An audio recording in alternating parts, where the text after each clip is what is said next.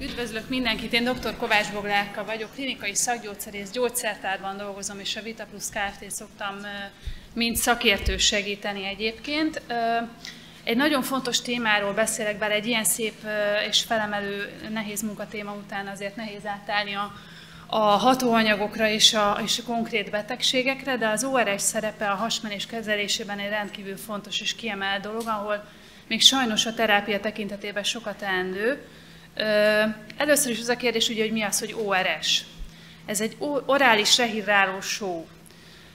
Dehidratáció megelőzésére szolgál. Dehidratáció ugye kiszáradás leggyakrabban hasmenéses, hányásos betegségeknél szokott előfordulni, illetve extrém kánikulában, vagy hogyha fizikai megerőltetést végzünk ilyen nagy melegekben, mint amilyen a mai napon is van. Mi történik ilyenkor? Ugye elsősorban az elektrolitukat, ásványi sókat veszítjük el, nátrium, kálium és klorid a kiemelt sóvesztés, amit pótolnunk kell. Az orális rehidráló sók pont erre szolgálnak, hogy ezeket a sókat megfelelő egyensúlyban tudjuk biztosítani a szervezetnek, és pótolni azt, amit elveszítettünk. Itt még a felszólalásban szerepel a glükóz. A glükóz is egy fontos segítség nekünk ilyenkor, ugyanis a bélből történő felszívódásban igen hatékony segítség, enélkül, ha csak nátrium és kálium-klorid oldat lenne, akkor nem érnénk el a megfelelő hatást, nem tudnánk bevinni ezeket a sókat. Akut hasmenés, különösen kisgyerek esetén egy eléggé ismert, védőnői szempontból is elég jól ismert probléma. Hirtelen kezdet az ugye tipikus, tehát a péntek este, szombaton, amikor nincs elérhető segítség, védőnőt fogjuk fölhívni, mi anyukák aggódva. Gyors lefolyású, vagy bakteriális, de leggyakrabban vírusos fertőzés áll a háttérben, és amit ki kell emelni, a tápanyagvesztés, ami elsősorban ugye az említett sók elvesztése és a víz elvesztése. Bakteriális vagy vírusos háttér. Leggyakoribb most már a vírus. Régebben azért ugye a kolera és a vérhas volt a kiemelkedő, illetve a fejlődő országokban ez még mindig jelen van. Ilyenkor magas volt a nátriumvesztés. Illetve hát ugye a két ozmotikus és szektétikus mechanizmus, ami okozza magát a hasmenést, amellett ugye a bélnek a mozgása is megváltoztat, a bél motalitása nőhet. Eléggé gyakori betegség, különösen a fejlődő országokban, ha csak Afrikára, Indiára gondolunk. Itt Európában kicsit jobb a helyzetünk, a megfelelő vízminőség, a megfelelő hulladékkezelés és az élelmiszerek biztonságos kezelése azért elérhető szerencsére itt Európában, illetve a rotavírus vakcina is szerencsére egyre elterjedtebb, és sok, bizonyára tudjátok, hogy sok önkormányzat támogatja is ugye a rotavírus vakcinát. Úgyhogy szerencsére a gyakoriság itt Európában csökkent, viszont egy eléggé veszélyes betegséggel állunk szembe, aminek a terápiának az alapköve az orális rehidráló sók. Elsősorban orálisan, másodszorban, hogyha nem érünk el sikert, vagy túl későn avatkozunk be, akkor jön a kórházi kezelésnél az intravénás dehidratáló terápia. Bizonyára te is tisztában vagytok vele, hogy egy újszülöttnek a vízháztartása sokkal érzékenyebb, sokkal magasabb a testének a víztartalma, úgyhogy emiatt nagyon fontos az, hogy minél hamarabb avatkozzunk be, hogyha a dehidratáció, kiszáradás veszélye fennáll. Minél kisebb a baba, annál hamarabb lépnünk kell. Mind a WHO, mind pedig mindenféle gyermekorvosi ajánlásoknál az egyes számú alappillére egy akut hasmenés kezelésének a hidratáltság fenntartása, orális rehidráló sók. Ez az első lépés. Mielőtt bármi történne, bármilyen gyógyszeren gondolkoznánk, bármilyen orvost hívnánk, azonnali hatállyal meg kell kezdeni a hidratáltság fenntartását. Emellett nagyon fontos, és hát egy régi hagyománnyal mondta ellent, a tápláltsági állapot fenntartása. Ha annyit tud a gyerkőc, akkor egyen.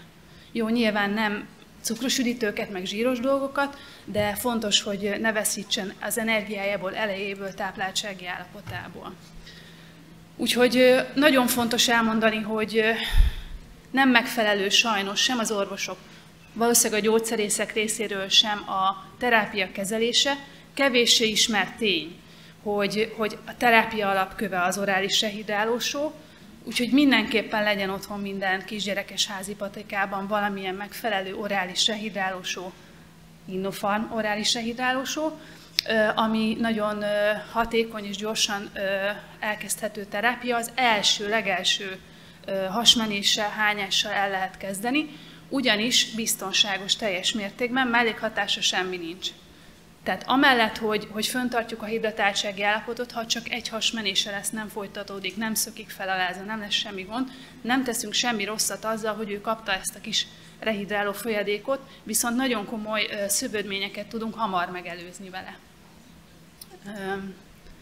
Mert hogy az akut hasmenésnek a lefolyása az nem attól függ alapvetően, hogy 5 vagy 6 napig fog tartani egy hasmenés a kisgyereknél, hanem hogy mennyire lesz dehidratált, mennyire szárad ki ez alatt az 5-6 nap alatt. Tehát a hasmenés súlyossága egyértelműen a dehidratáció súlyosságával tehető teljes mértékben egyenlővé. Enyhe kiszáradás és mérsékelt kiszáradás otthon kezelhető, mérsékeltnél már vannak enyhe tünetek, súlyos kiszáradásnál viszont kórházi kezelés szükséges, és amit szeretnénk elkerülni a kórházi kezelés mellett, az intravénás dehidratáló terápiát is megpróbáljuk elkerülni, mert nem olyan jó. Enyhe és mérsékelt dehidratációnál ugye a szemeket, a nyálkahártyákat kell figyelni, illetve ami még nagyon nagy trükk, az a vizelet száma, illetve a vizeletnek a színe tud segíteni nekünk, és hogyha kisebb babáról van szó, akkor azért szokott otthon lenni mérleg is, a súlyvesztés is egy diagnosztikus tényező, hogy mennyire rossz az állapota a kiszáradásnál. Azt szeretném, hogy tényleg az menjen át a mai előadásból, hogy az orális rehidráló só fogja azt jelenteni, ami megakadályozza a kórházba kerülést, a kiszáradást és a súlyos tüneteket. Tehát ez egy nagyon fontos dolog, hogy első lépésként tényleg azt kell elkezdeni, és hogyha nem hatékony, vagy nem kezdtük el időben, sajnos akkor vezethet út a kórházba, és akkor lesznek súlyosabb a következmények. Úgyhogy ez egy nagyon fontos üzenet, amit jelen pillanatban én azt látom a gyógyszerészi mindennapi gyakorlatomban, hogy nem megy át a terápiába, sajnos ez a evidence-based medicine-ben pedig, és a guideline-okban pedig megjelenő fontos információ. Az orális rehidráló sok fejlődése, hát ugye a kolera járványok idején kezdték el ezeket alkalmazni, hogy mondtam, az egy szekréciós mechanizmussal működő hasmenés, ahol elsősorban a nátriumvesztés volt kiemelt. Akkoriban az orális rehidráló sók magasabb nátrium tartalommal rendelkeztek, most már egy kicsit kevesebb a nátriumtartalom, ugyanis elsősorban a vírusos eredetű fertőzések a gyakoriak, illetve a másik fontos, hogy akkoriban egy izotóniás oldatot lehetett ebből a sokból készíteni, most már viszont a WHO ajánlás hipotóniás rehidráló só. Ugye meghatározott glükóz, nátrium, kálium, klór és citrát tartalommal. A glükóz a segítség nekünk, hogy bejuttassuk a sókat, a nátrium, kálium, klór a megfelelő só arány. Itt nagyon fontos az arány egyébként, a glükóz aránya is, a nátrium, kálium, klór aránya is, hogy úgy jusson be a szervezetbe, hogy az tényleg hatékony legyen. A citrát pedig az acidózis ellen működik, hogyha súlyosabb lenne a helyzet. Pontosan azért, mert a glükóztartalom is jól meghatározott, ezeket az oldatokat nem szabad cukrozni, hogy szegény baba meg kisgyerek jobban elviselje. A hipotóniás oldatot a WHO is komoly klinikai kísérletekben vizsgálta, és úgy találta, hogy a sima izotóniás ORS-hez képest is nagyon sok előnye van. A ritkább hányás, a rövidebb betegség, sokkal ritkábban van szükség intravénás kezelésre, úgyhogy tulajdonképpen ennél a végleges összetételnél állapodtak meg. Úgyhogy ezt a meghatározott arányt érdemes használni, és előre készített granulátum formában meghatározott vízben lehet ezeket a dolgokat oldani. Minden életkornak megvan a megfelelő adagolási sémája, 2 év alatt fél 1 decit minden széklet után, 2 és 10 év között pedig 1-2 decit kell meginni ebből minden széklet után, laza széklet után. Ami fontos, hogy gyakorlatilag a teljes napi folyadékbevitelt lehet pótolni ORS-sel, semmit nem ártunk vele, illetve az is nagyon fontos, hogy azt azért ne egyszerre, tehát azt az 1-2 decit ne egyszerre igya meg a gyerkőc, szépen lassan, szívószállal kanalazva, fokozatosan. Amiért nem terjedt el, az első sorban szerintem a sós íze. Nem finom. de hatékony, úgyhogy lehet trükközni azzal, hogy hidegen vagy szívószállal kínáljuk, és akkor sokkal könnyebb ezt meginni, illetve a másik, hogy pszichésen azt gondoljuk, hogy akkor segítünk, ha csökkentjük a hasmenést. Nem, mert akkor tényleg annyi fog változni, hogy 5 nap lesz a 6 nap helyett. Viszont az, hogy pillanatnyilag mennyire dehidratált, pláne egy csecsemő vagy egy kisgyermek, az attól függ, hogy hogyan, mennyire gyorsan lépünk közbe. Mint mondtam, a táplálkozásra is oda kell figyelni, cukros üdítőitalok kerülendőek, tejbevitelt érdemes kerülni, átmeneti laktózérzékenység léphet fel hasmenéses problémák esetén, de egyébként nem szükséges diéta. Gyógyszerek. Gyógyszerész vagyok, alapvetően a hasmenés kezelésében nem az az elsődleges terápia, nem mindig az ORS. Antibiotikumot nem is használunk, csak kolera és vérhas esetén, és van 1-2 vény nélkül kapható dolog, közöttük a probiotikumokat emelném ki, amik bizonyítottan csökkentik a hasmenés időtartamát, de mindenképpen orális dehidrátor só mellett.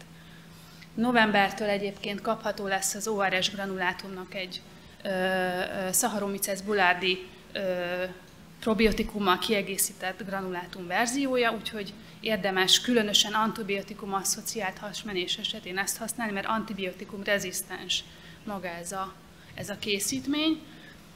Ez lett volna az első előadásom nektek. Köszönöm szépen, és még beszélnék egy termékről, egy érdekes új termékről utána.